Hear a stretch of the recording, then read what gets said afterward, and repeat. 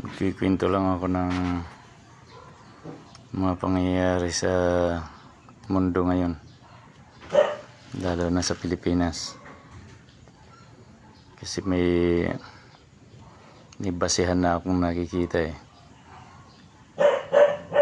yung mga pangyayari ng panahon ayon sa Biblia. Ang sumira kay Adan is yung babae, at yun nga ay si Eva. Si Eva, dahil hindi ang direktang kausap ng Diyos ay si Adan.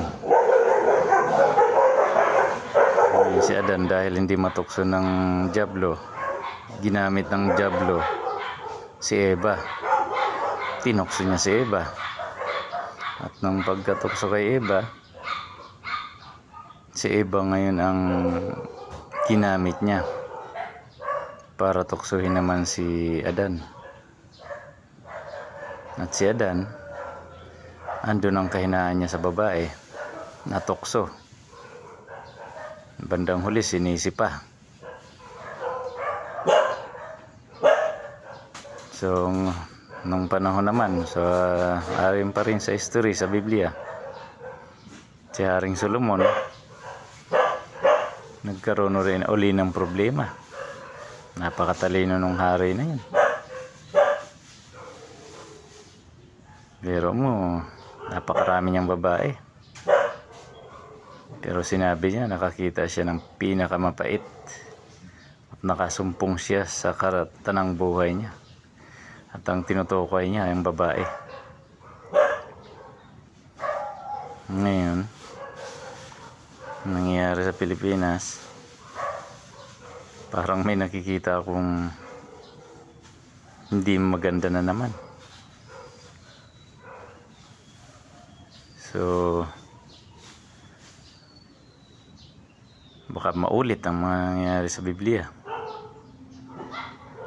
Sabagay, Pilipinas lang naman.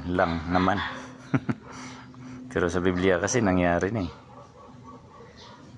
Baka ang sisira sa presidente, babae. Kaya lang tanong, sinong babae? Yun lang naman nakikita ko. Wala akong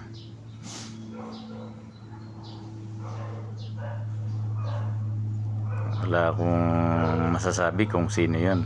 Kaya lang makikita ko, dahil parang mangyayari uli. Sabi sa Biblia, hinahanap uli ng Diyos ang nakaraan na.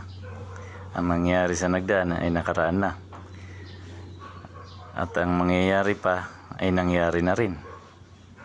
So ngayon, dahil sa Pilipinas, sa mga nangyayari ngayon, baka ganun na naman mangyari. Yun lang naman, nakikinikinita ko lang. Yun lang po. Maraming salamat. Ingat tayong lahat.